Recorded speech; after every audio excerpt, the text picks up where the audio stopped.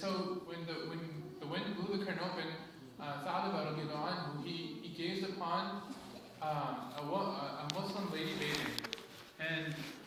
And after some time he realized, he said, A'udhu billah, he said, how can I be a companion of the Prophet Muhammad sallallahu alaihi wasallam and disrespect the awrah of a Muslim, disrespect the privacy of a Muslim woman? How can I do this? He felt so much regret, so much remorse in his heart. Immediately he became afraid. He couldn't even imagine facing the Prophet Muhammad sallallahu alaihi wasallam again. He was afraid that Allah might reveal an ayah about him in the Quran that might mention him amongst the hypocrites. So with this fear in his mind, he couldn't return to the Prophet, peace be upon him. So what he did was he ran away basically. He hid in the mountains. He hid in the mountains between Mecca and Medina. So, meanwhile the Prophet Muhammad sallallahu alaihi wasallam, he's waiting for Tha'laba radiallahu anhu, and he's waiting for hours upon hours. And soon these hours turn into days. So he's waiting day after day, and he's asking his companions, has anyone seen Tha'laba? And his companions respond, they say, no, we haven't seen him. And so after some time, he asked Umar ibn Khattab radiallahu anhu and Salman al-Farsi radiallahu anhu. And he asked them to go and look for Tha'laba. He says to go call Tha'laba. So they go search throughout the city of Medina. They return to the Prophet and they say, Ya Rasulullah, we searched the streets of Medina, we searched the markets, we searched the meadows, and we couldn't find him. So he tells them, go and search in the outskirts of Medina. So they go, and they search, and finally they reach a set of mountains. So when they go to those mountains, they see a group of nomads, a shepherd, right? And the shepherd, he can tell that these men are looking for something. So that he approaches the two companions of the Prophet ﷺ, and he says, "What are you looking for?" And they tell him, "We are looking for a boy," and they give him his description, so and so. And he says, "Well, there is a boy, but are you speaking of the boy who always cries?" And they say, "No," but they say, "Well, I'm not sure, but tell me about this boy."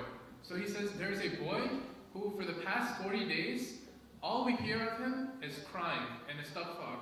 He comes down once a day and he gets a little bit of milk from us. He drinks his milk while mixing the milk with tears, meaning that he is continuously crying while he's drinking this milk. And then he drinks the milk and he returns back to the other side of the mountain." So they ask him, "Can we see this boy?" And he tells them, if you're willing to wait until sunset, the boy will come down and he will get his milk, and then you can see him then. So Umar bin Khattab and Salman al-Farsi, they both go into hiding. So when they're hiding at sunset, Tha'laba, he comes down. And on this particular day, he's crying so much that when he's trying to drink his milk, he can't swallow it because of the amount of tears flowing down his face. But after some time and struggle, when he drinks the milk that he can, he turns and he starts to go back. And then the companions confront him, and he's frightened. When he sees them, he's frightened. And what he says is, he looks at them. After 40 days of pretty much seclusion, he sees them, he's frightened. And he's not relieved, but instead he says, "What do you want from me?" And Umar radiallahu anhu, he says, "The Prophet ﷺ wants to see you." And he says, "What does he want from me?" He says, "I don't know." He says, "Has Allah revealed an ayah about me?" He says, "I don't know." He says, "Has Allah mentioned me among the hypocrites?" He says, "I don't know." He says, "We don't know." And then he says, "Please do not embarrass me. Leave me to die on this mountain." He's afraid of getting embarrassed. He doesn't want to be mentioned among the hypocrites. Because of his action, he's afraid of his consequences. So he doesn't want to have any chance to be considered among the hypocrites. And he's afraid that Allah might name him amongst the hypocrites. And so after some struggle, he refused to go back, but after some struggle, they were able to take Tha'laba back to Medina. And so when he returns home, they tell the Prophet Muhammad that Tha'laba has returned home. So, and he hasn't stopped crying. He's continued in this state. And he's lost so much weight. He's broken down. He's thinner. He's lost so much. Remember, he's 16 years old.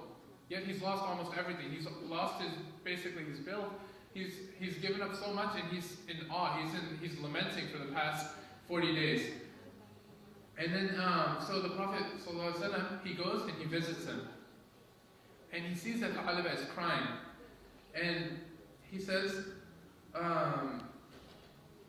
he takes Tha'laba's head and he sits next to him, he takes his head and he puts it upon his thigh. And then Tha'laba says, "Oh, Ya Rasulullah, remove a head that is full of sins and transgression from your thigh." Still he's in remorse. He says, "Remove a head full of sins and transgressions from your thigh." And he tells him that I'm not deserving of your kindness, I'm not deserving of your compassion. And he says, the Prophet ﷺ says to him, he says no, like on the request of removing his head, he says no. And then he says, "O Tha'laba, what do you want?" And he says, "I want the mercy of Allah subhanahu wa ta'ala." The Prophet ﷺ says, "What are you afraid of?" He says, "I am afraid of the punishment of Allah." And then the Prophet, peace be upon him, asked him, "What do you wish for?" He says, "I wish for the forgiveness of Allah subhanahu wa ta'ala." And so the Prophet ﷺ makes dua for him. And after he makes dua for him, Tha'laba he jolts, he shakes, it's like a violent shake. And then the Prophet ﷺ asked him, he said, "Ya Tha'laba, what is the matter?" Or he asked him what the matter is. And Tha'laba he says, "I feel as if there are ants crawling between my skin and my bone." And then, so upon hearing this, the Prophet ﷺ, he says, "If this is what you feel, then it is death, and it is coming on you. It is coming to you." And so, Tha'laba he says the Shahada, and he says Astaghfar repeatedly over and over until his soul leaves his body. Excuse me, must have blocking the driveway of the school. There are 3 cars blocking. You have to take your car off, please. We have a Mazda there. Across the street? Yeah, across the street just before. Okay, if your car is blocking the parking lot across the street, please remove your car. A Mazda. A Mazda. Yeah, this is the brother of the No one out there doesn't like that.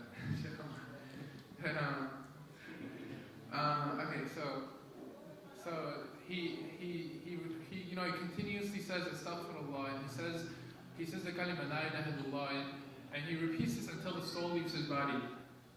And then after that, the Prophet ﷺ, he washes his body, he covers his body, he prays, he leads the prayer over his body. And then when they are carrying him to the cemetery, Umar radiallahu anhu, he notices that the Prophet ﷺ is walking on the tips of his toes.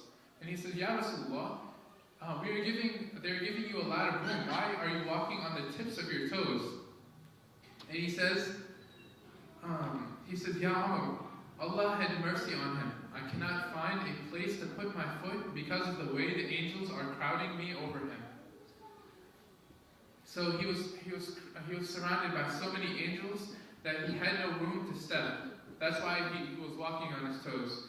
And then this story that is basically the transcript of was given, the one I heard was by Sheikh Kamal al-Makki, which I'm sure many of you have heard his talks before. And he says, in the later generations, after the generation of the Prophet ﷺ and the companions, things that carried so much significance during their time started to take less significance. Nowadays, looking at images on TV and magazines and internet is often taken for granted, and so many people are used to it, and they don't even think about it. Anas radiallahu anhu, he told the generation after the Sahaba, he told them that you take sins as if they're so insignificant as if they are like a straw. A straw is pretty insignificant. But he says the same sins, if they were presented to one of us, the Sahaba, we would we would take them as serious enough as if they were strong enough to destroy a man. And this is the generation immediately following. So think about now, right? These are still human beings, right? They face the same temptations that we face. It's not as if they lived in their own world, as if they lived in Jannah with no sins. They lived with the same temptations and desires that we live in, and yet we commit. Sometimes we fall into sins, like sin after sin, without thinking about it. Think of he was 16 years old, subhanAllah, Tha'alaba ibn Abdurrahman radiallahu anhu, and he took a sin so seriously. He held himself accountable so much for this one gaze. Think about where we are today. It may not be lowering the gaze, that may not be the issue, although it may be, but consider any sin that you may face. And then I'm sure everyone here has heard of this, but when committing a sin, it's as if there's a black spot placed on the heart, right? And we make istighfar, and we feel remorse for it, and we ask Allah subhanahu wa ta'ala to forgive us, because we don't want to be held accountable for this sin on the day of judgment, right? Are you willing to stand in front of Allah subhanahu wa ta'ala and try to explain yourself on why you committed such and such a sin? Every single one of our actions, are you ready to explain yourself? So we have to hold ourselves accountable. And I heard one speaker saying that the heart becomes so darkened, right, that you basically lose the sense of what's right and wrong. Think about this. Somebody may commit so many sins, his heart becomes so dark that even when he realizes it's a sin, you know it's a sin. But when you think you know it's a sin, but even when you reach the moment where you know you're supposed to leave it, you think to yourself, I cannot part with this sin because it's so much a part of me that it will physically harm me, or it will emotionally destroy me if I leave this sin. It can, may Allah protect us, but it can reach that point. So it's important, no matter where we are, that we stop now. Wherever, if we notice that we are sinning, that we ask for forgiveness now. And we try to cleanse our heart as soon as we can, because the darker it becomes, the harder it becomes to clean. So that's basically the story that I wanted to share with you. And inshallah, Karim will continue.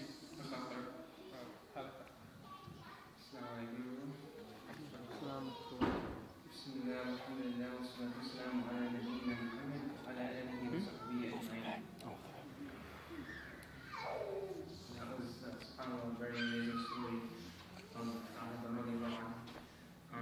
which shows you how much someone can really value his tawbah and not take his sins lightly. So I think it's something that we'll all try to remember. So I actually had this in mind to talk about making dua for Jannah, because I kind of thought that's where we're heading, but it's okay. Anyway, so one of the things that I just wanted to share with everyone is that we should constantly make it a habit to ask Allah subhanahu wa ta'ala for Jannah. We should always ask for the highest level of Jannah. Because a lot of times, like when we make dua to Allah, we're always asking. We usually ask for things of this dunya, and the thing is that it's okay to ask for things of this dunya. You ask for a car, a bike, or shoes, or whatever. You can ask for that, and it's fine. And it's encouraged. You should always ask for Allah subhanahu wa ta'ala for things. But you should. There's a certain if you start thinking of Allah as a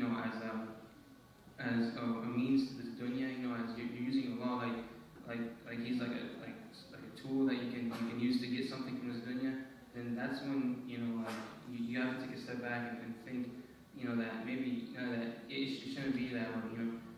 Because one time I heard a speaker put it this way, and it was that sometimes we use Allah, as like a genie in a bottle, astaghfirullah. We'll always ask Allah subhanahu wa ta'ala for things that is doing, Allah, grant me this entrance into this school, grant me this grade, grant me this car, or house, or whatever. And we're always asking Allah for things from this dunya.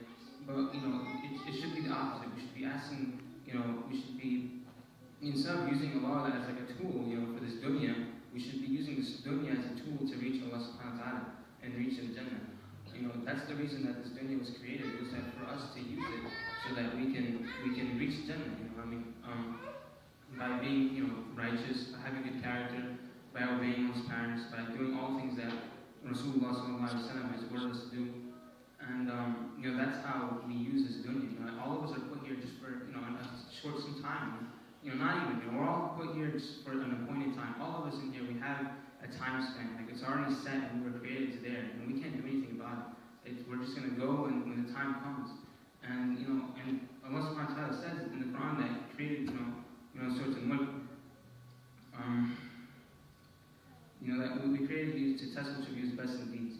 So that's a very noble cause. This is very noble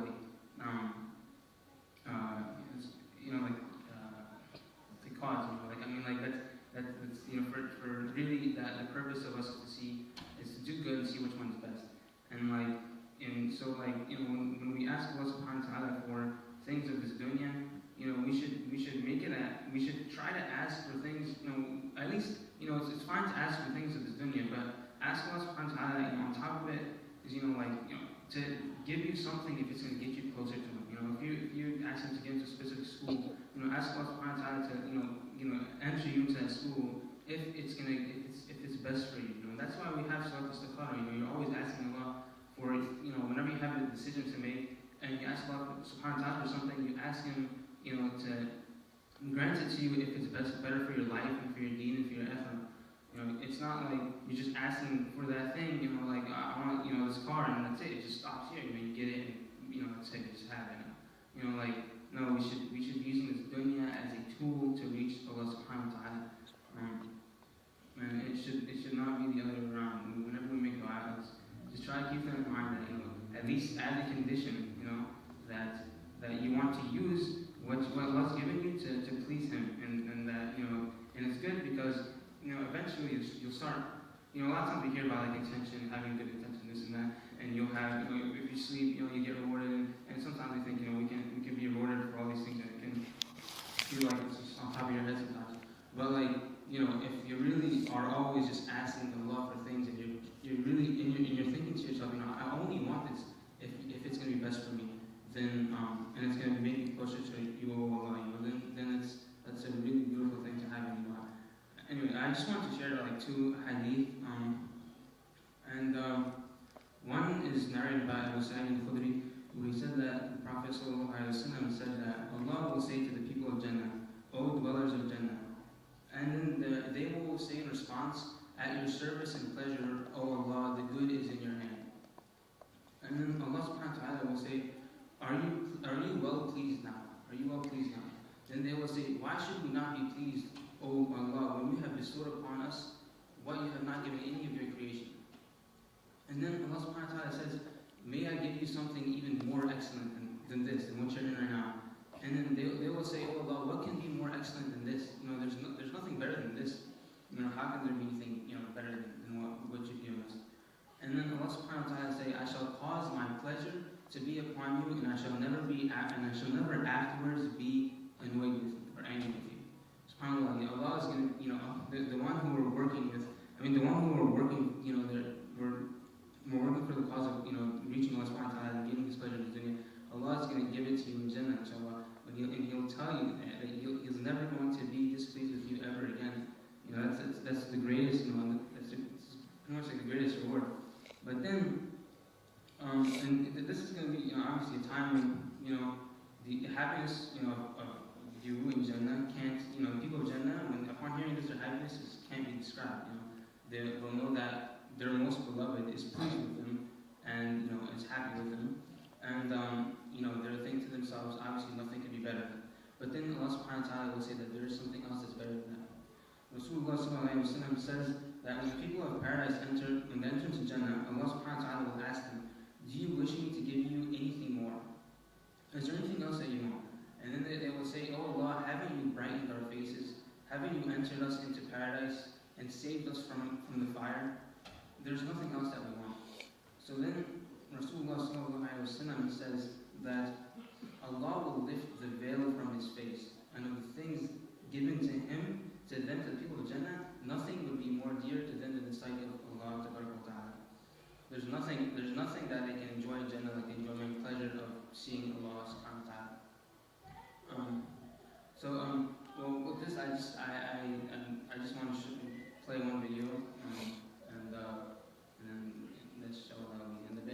someone else wants